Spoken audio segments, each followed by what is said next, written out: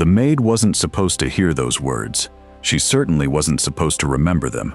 But 24 hours before the most celebrated wedding in Atlanta, an 83-year-old woman grabbed her wrist with surprising strength, leaned close enough for only one person to hear, and whispered, "Don't let her marry him, or she'll die just like her mother." 3 hours later, the old woman vanished. By sunrise, someone was hunting the maid. If you've ever wondered how far powerful people will go to protect a secret, you're about to find out. And before this story ends, you'll understand why one whisper nearly destroyed one of America's most respected black families forever. Atlanta, Georgia. The Reynolds estate covered nearly 20 acres of perfectly landscaped gardens, sparkling fountains, and towering oak trees older than the city itself. Every news station in Georgia had been talking about the same event for weeks. Jordan Reynolds, the only son of billionaire real estate mogul Marcus Reynolds, was marrying pediatric surgeon Dr. Alicia Bennett. It wasn't just a wedding, it was a social event. Professional athletes were coming, judges, business leaders, state politicians, even celebrities. Inside the mansion, more than 60 people rushed through hallways carrying flowers, expensive gowns, crystal centerpieces, and enough food to feed an army. Everything had to be flawless, because the Reynolds family didn't believe in mistakes. They believed in appearances, and appearances were everything. Naomi Carter knew that better than anyone. At 31 years old, Naomi had worked as a housekeeper for nearly a decade. She wasn't rich, she wasn't connected, she didn't have powerful friends. What she did have was a reputation. She was honest, she was dependable, and she had one rule she'd never broken. Never get involved in the private lives of the families you work for. People with money had secrets. People without money couldn't afford to know them. That simple rule had kept Naomi employed for years. It had also kept her alive. She had no idea that rule was about to be tested. "Naomi!" Victoria Reynolds' voice echoed across the grand foyer. Naomi quickly turned. "Yes, Mrs. Reynolds?" Victoria descended the marble staircase wearing an elegant cream-colored suit, diamonds sparkling beneath the chandelier. To the public, she was known as one of America's most generous philanthropists. She funded children's hospitals, scholarships, homeless shelters. Television hosts called her the Queen of Compassion. The staff knew another version, a woman who demanded perfection, who remembered every mistake, who rarely said thank you. "The florist is coming in 30 minutes, Victoria said. "I want the blue room finished before they arrive." "Yes, ma'am. And don't let anyone into the West Wing." Naomi paused. "The West Wing?" Victoria's expression hardened. "My mother needs complete privacy." "Of course." Naomi nodded and walked away. But something felt strange. Victoria wasn't simply being protective. She looked afraid. The West Wing had been closed for nearly a week. No staff entered without permission. Meals were left outside the door. Laundry was collected by Victoria herself. The other employees whispered constantly, "Mrs. Evelyn is getting worse. I heard she's confused. No, I heard she's refusing to sign something." Every rumor ended the same way. No one actually knew. Naomi ignored gossip. She always had, until that afternoon. She was dusting antique books in the upstairs library when she heard a loud crash. Glass shattered. The sound came from the West Wing. Naomi looked toward the hallway. No one else seemed to have heard it. She hesitated, then hurried toward the noise. "Mrs. Evelyn?" No answer. She knocked gently. Still nothing. Slowly, she opened the bedroom door. The room smelled faintly of lavender and old books. A crystal vase lay shattered across the hardwood floor. Beside it, Evelyn Reynolds had fallen from her wheelchair. "Oh my goodness!" Naomi rushed forward. "Don't move! I'm calling someone!" The elderly woman caught Naomi's wrist before she could leave. Her grip was astonishingly strong. "No!" Her voice trembled. "Help me up first." Naomi carefully lifted her back into the wheelchair. "You could have been seriously hurt. I've survived worse." Naomi smiled softly. "I'll still call the nurse." Again, Evelyn stopped her. Then she looked toward the closed bedroom door. Her expression changed. Fear. Real fear. She leaned closer. "So they sent you instead." Naomi frowned. I'm sorry? Evelyn searched her face.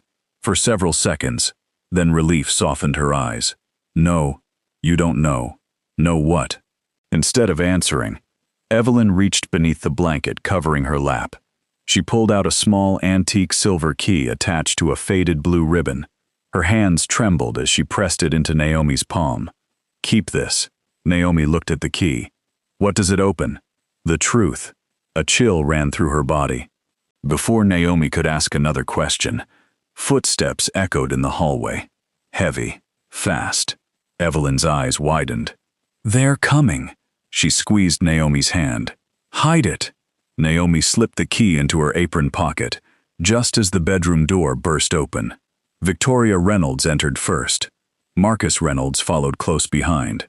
Their smiles disappeared the instant they saw Naomi standing beside Evelyn. For a brief second, Marcus looked at Naomi's empty hands, then at Evelyn. Something unspoken passed between husband and wife. Victoria forced a smile. Thank you for helping my mother. We'll take it from here. Naomi nodded politely. As she walked toward the door, Evelyn suddenly spoke. Her voice was barely above a whisper, but Naomi heard every word. Don't let Alicia marry him. Victoria spun around. Mother! Evelyn ignored her. She looked only at Naomi. Or she'll die. The room fell silent. Marcus's face lost all color. Victoria rushed to her mother's side. She's confused. She doesn't know what she's saying. Naomi stood frozen. Evelyn's eyes filled with tears. Then she whispered 6 words that Naomi would never forget, just like her mother did. Naomi's heart skipped. Alicia's mother? She had died years ago. Everyone knew it had been a tragic car accident.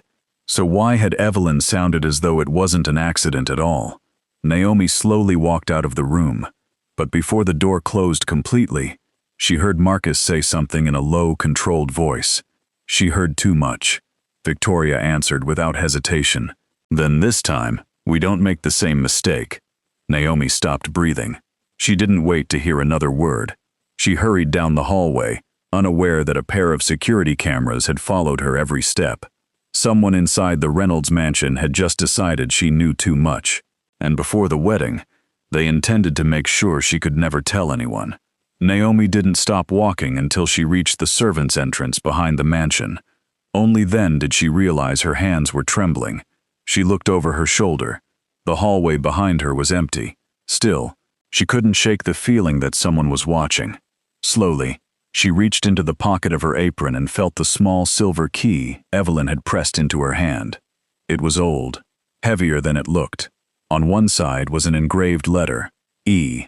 On the other, a tiny symbol of a willow tree. What does this open? Naomi whispered to herself. Before she could think any further, her phone vibrated. It was a message from the head wedding coordinator. Mrs. Reynolds wants all staff in the ballroom immediately. Naomi slipped the key into her purse. Whatever it unlocked, it would have to wait. For now, the ballroom looked breathtaking. Hundreds of white roses surrounded a crystal aisle. A string quartet rehearsed softly in one corner, while photographers tested lighting for the next day's ceremony. Jordan Reynolds stood near the stage, laughing with a group of friends. He looked relaxed, confident, like a man preparing to marry the love of his life. Across the room, Alicia Bennett smiled as bridesmaids adjusted her dress for a final fitting. She looked genuinely happy. Watching them together, Naomi felt a knot form in her stomach. What if Evelyn was telling the truth? What if Alicia was walking into something far more dangerous than she realized? Naomi. She turned. It was Alicia. You've been working non-stop. Naomi forced a smile. I'm fine. Alicia studied her face. No, you're not. You look like you've seen a ghost. Naomi hesitated. She wanted to tell Alicia everything, but what could she actually say?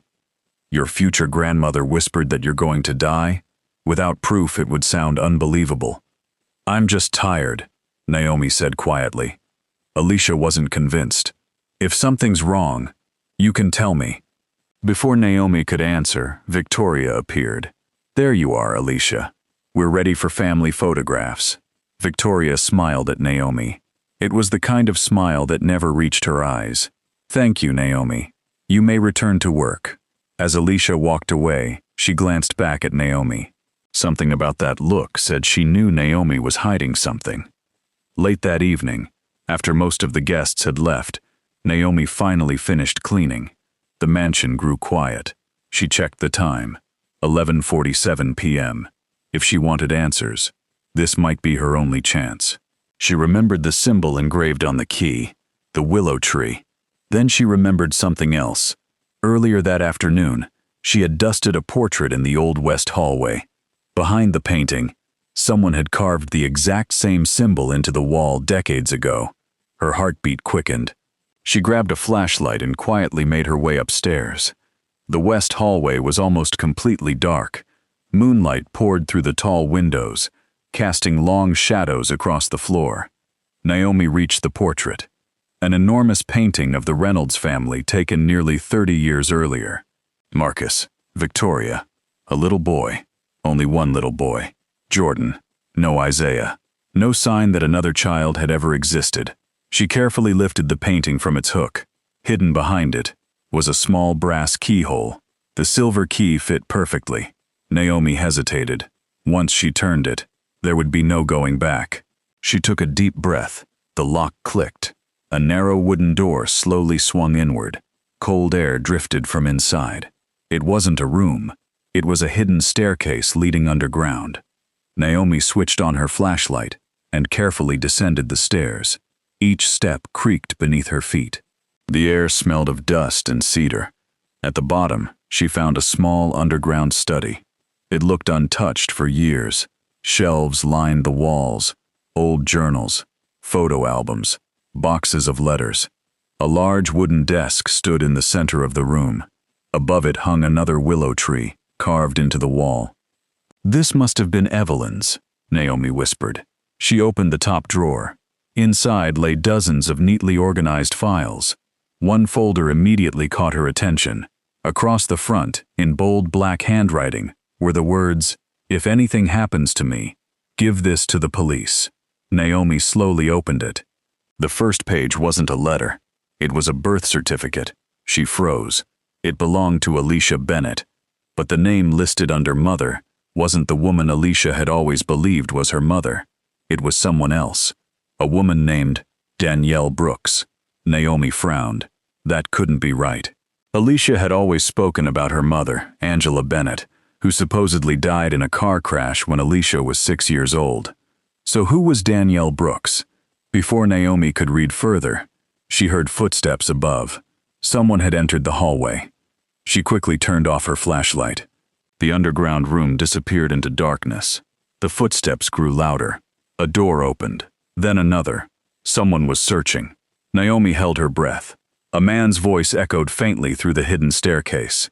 "She's not in her room," another voice answered. "Check the west wing. Marcus." Her heart pounded. They couldn't have found out this quickly. Then she heard Victoria. "I told you," she heard Mother. "If she's smart, she'll run." Marcus replied coldly. "I hope she does, because if she stays, we'll finish what we started 25 years ago." Naomi's blood ran cold. Finish what we started? What did that mean? Who had they already silenced? The voices faded. Naomi waited several minutes before turning the flashlight back on. Her hands shook as she continued reading. Inside the folder was a sealed envelope. Across the front, Evelyn had written, "To the person brave enough to find the truth." Naomi carefully opened it. The first sentence made her knees buckle. "If you're reading this, then Marcus and Victoria have already begun covering their tracks. They will lie, they will threaten, they may even kill. But before you trust anyone, remember this: Alicia Bennett isn't the person they're truly afraid of." Naomi's eyes raced to the next line. "The person they're terrified of is you." At that exact moment, a loud metallic click echoed behind her. She turned. The hidden door at the top of the staircase slammed shut. Someone had locked it from the outside. Naomi sprinted up the stairs and grabbed the handle. It wouldn't move. She banged on the door. "Help!" Silence. Then, Marcus Reynolds' calm voice drifted through the wood. "You should have walked away, Naomi. You still had the chance." Naomi's heart pounded against her ribs. "What do you want?" His answer came without emotion. "I want my family's secrets to stay buried. And unfortunately, so do you."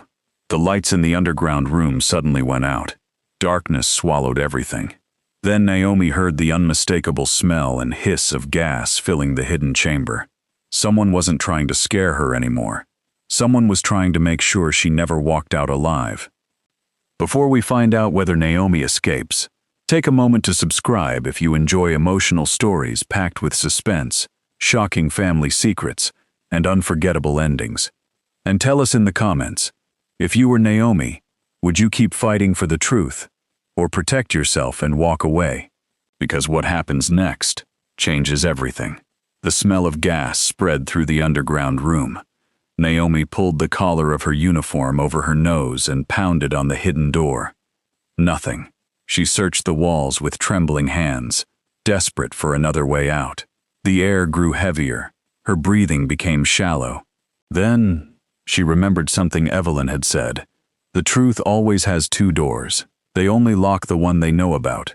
Naomi spun around.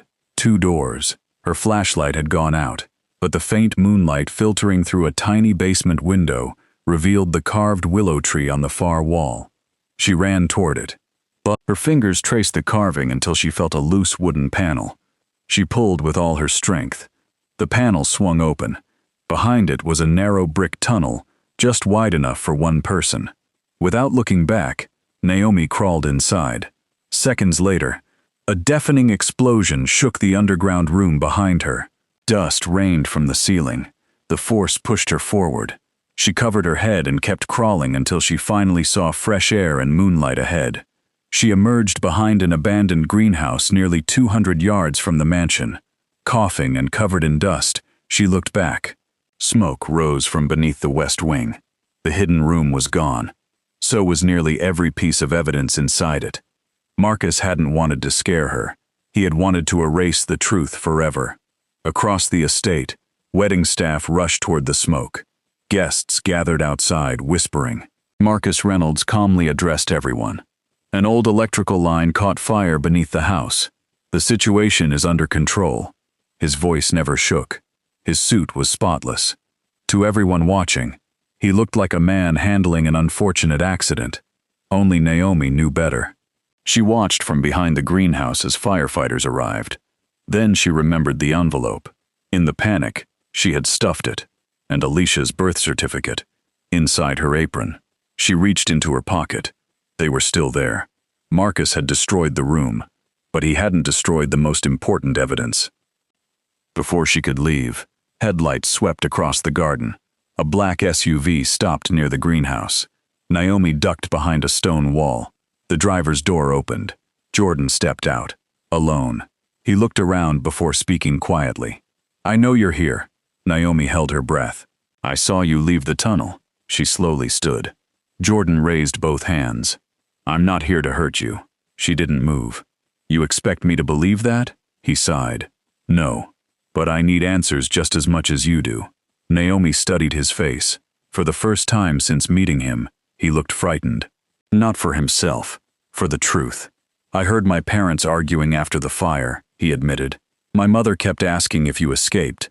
My father said," Jordan swallowed hard, "if she survived, everything is over." Silence settled between them. Finally, Naomi handed him the birth certificate. "I think they've been lying to all of us." Jordan unfolded the document. His eyes widened. This isn't possible." He looked at Naomi. "Alicia's mother isn't Angela Bennett." "No. So who is Danielle Brooks?"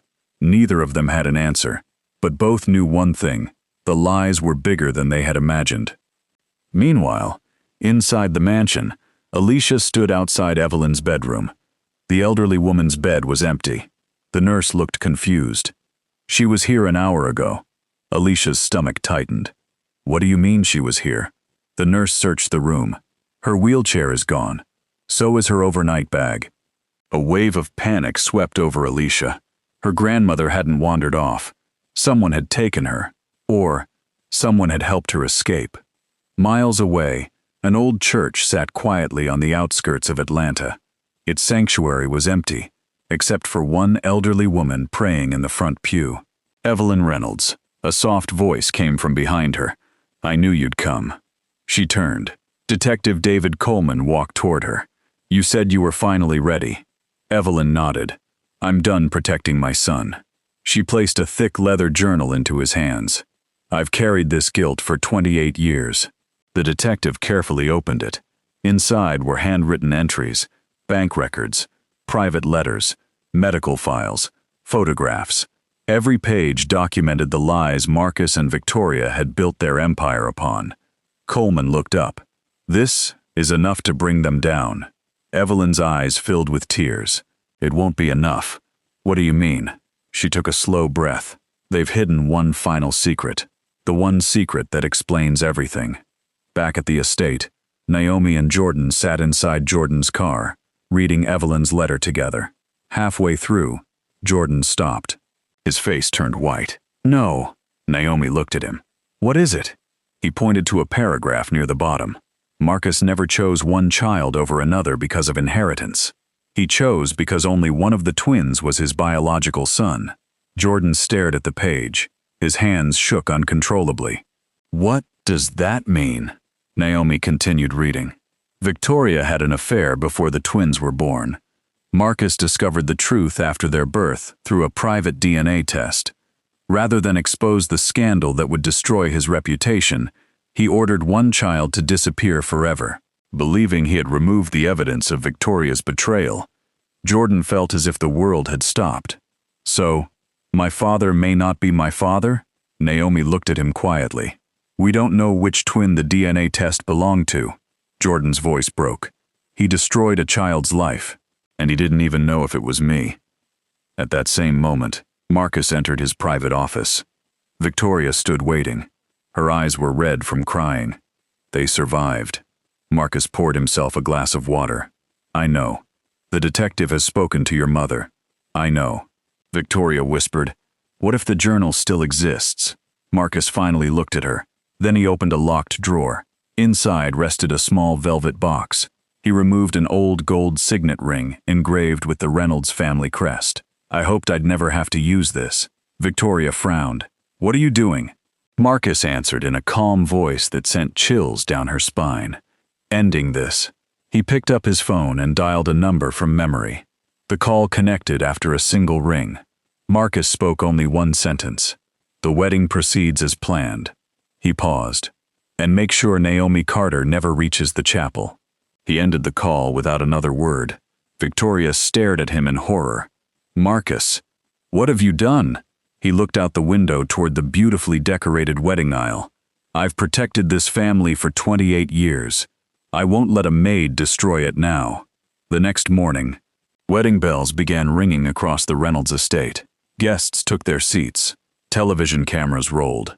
No one realized that hidden among the smiling faces, a hired assassin had just entered the chapel, and Naomi Carter was walking straight into the deadliest moment of her life.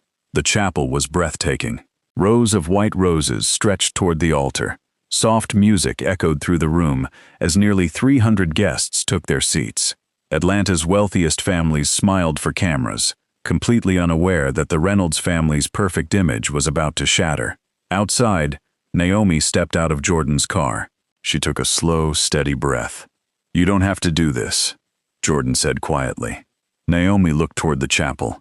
"I know, but if we walk away now, they'll do this to someone else." Jordan nodded. "For 28 years, I believed my family stood for honesty." He looked down. "I was wrong." Together, they walked toward the chapel. Inside, Alicia stood at the front of the aisle in her wedding gown. She looked beautiful, but her smile had faded. She hadn't heard the whole truth yet. She only knew enough to realize the people she trusted most had been hiding something. As the music began, Marcus Reynolds stood proudly near the altar.